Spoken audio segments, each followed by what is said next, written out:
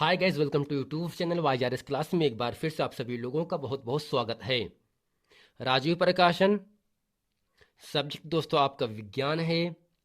विज्ञान में दोस्तों सेट नंबर 5 2020 824 NN यानी डबल एन कोड में मैंने आप लोगों को खंड खा जो कि आपका रसायन विज्ञान था।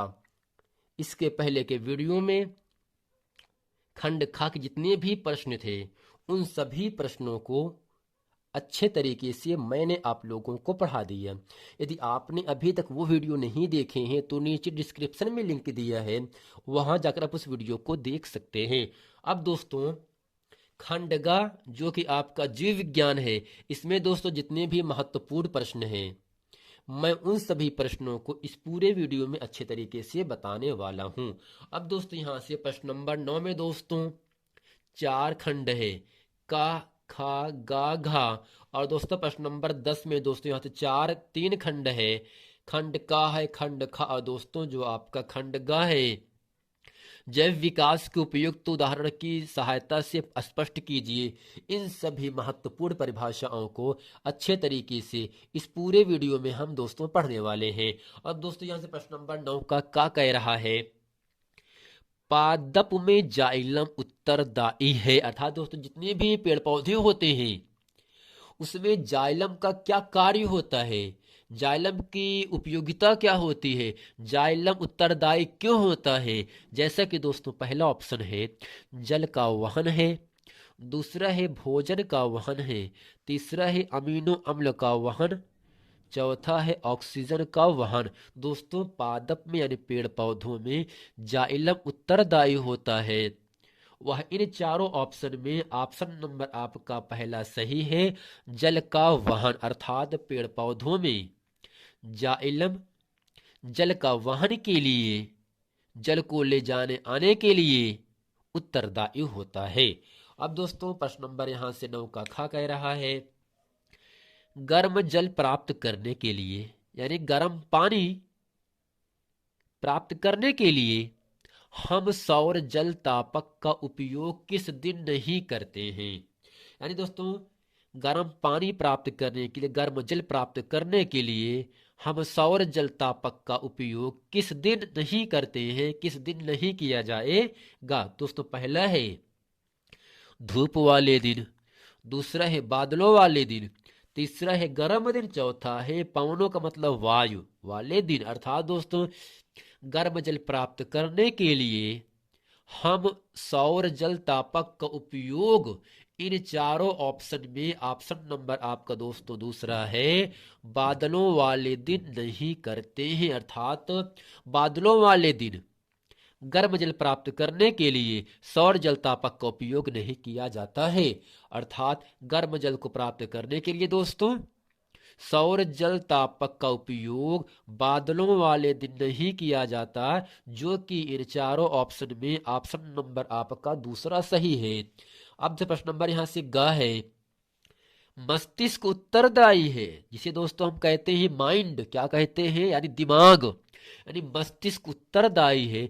मस्तिष्क किसके लिए उत्तरदायी है, सोचने के लिए या हृदय स्पंदन के लिए, शरीर का संतुलन बनाए रखने के लिए, इनमें से सभी। अर्थात दोस्तों जितना भी कार्य करते हैं सोचने का, विचारने का, हृदय स्पंदन का कार्य, शरीर का संतुलन बनाए रखने का भी कार्य मस्तिष्क ही करता है।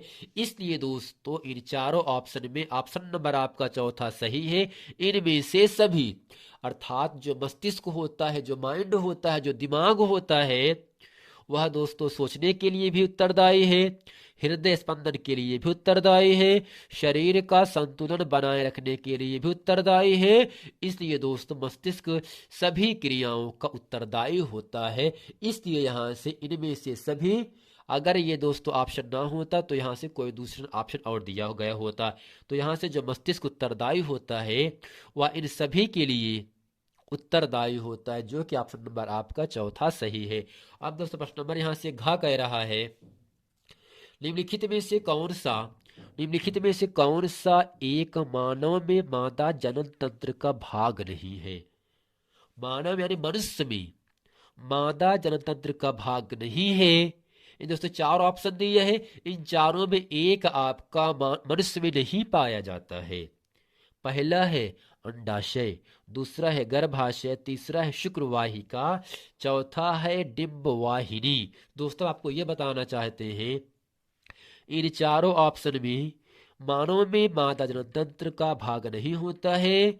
वह दोस्तों आपका ऑप्शन नंबर आपका तीसरा सही है, शुक्रवाहिका।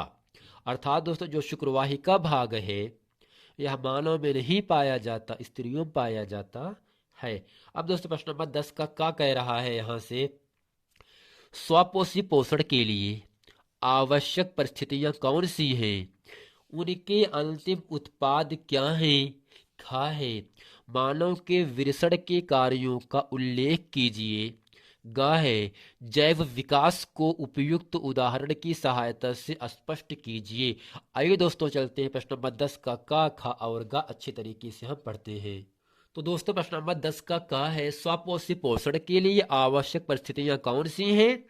तो दोस्तों हेडिंग करेंगे यहाँ से स्वपोषी पोषण के लिए आवश्यक परिस्थितियां निम्न है। या दोस्तों जो हेडिंग लाल पेन से हम किए हैं इसको आपको काली पेन से करना है एग्जाम में। तो दोस्तों इसमें लिखेंगे पहला पॉइंट, क्लोरोफिल की उपस्थिति। अर्थात दोस्तों क्लोरोफिल की वजह से पत्तियां हरी रंग की होती है।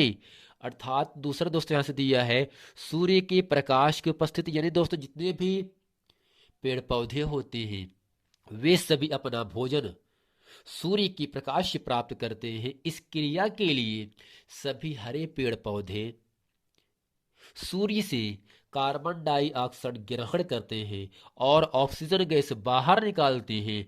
इस क्रिया को प्रकाश संश्लेषण की क्रिया कहते हैं।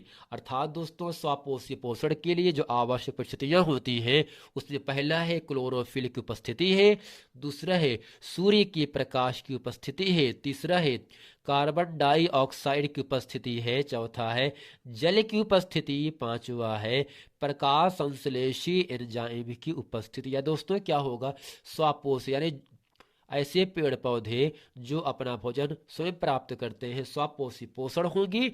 और इन स्वपोषी पोषण के लिए क्या क्या चीजें आवश्यक होती है, वह दोस्तों क्या है, क्लोरोफिल की उपस्थिति है और सूर्य के प्रकाश की उपस्थिति है, कार्बन डाइऑक्साइड की उपस्थिति जिसका सूत्र दोस्तों होता है CO2 होता है, जल की उपस्थिति है, प्रकाश संश्लेषण एंजाइम की उपस्थिति है। यह सब दोस्तों स्वपोषी पोषण के लिए आवश्यक परिस्थितियां होती हैं। दोस्तों यहां से प्रश्न नंबर 10 का खा कह रहा है आपके सामने, मानव के विरसण के कार्यों का उल्लेख कीजिए। अर्थात दोस्तों मनुष्य के अंदर जो विरसण पाए जाते हैं उसका कार्य क्या होता है, उसका काम क्या होता है। दोस्तों यहाँ से लिखेंगे इसको उत्तर में, विरसण की अंतराली कोशिकाओं से एंड्रोजन्स स्रावित होते हैं। अर्थात दोस्तों विरसण की अंतराली कोशिकाओं से, अंदर की कोशिकाओं से एंड्रोजन्स बहते हैं, स्रावित होते हैं, निकलते हैं। यह लैंगिक परिपक्वता व जननांगों के विकास में सहायक है। पुरुषों की भारी आवाज, अधिक मजबूत हड्डियां, दाढ़ी, मूछ का उत्पन्न होना तथा मैथुन इच्छा इसी हार्मोन का प्रभाव है। अर्थात दोस्तों मनुष्य के अंदर मनुष्य की आवाज भारी हो जाना, मनुष्य की मजबूत हड्डी, दाढ़ी, मूछ का उत्पन्न होना, यह सब दोस्तों हार्मोन की वजह से होता है।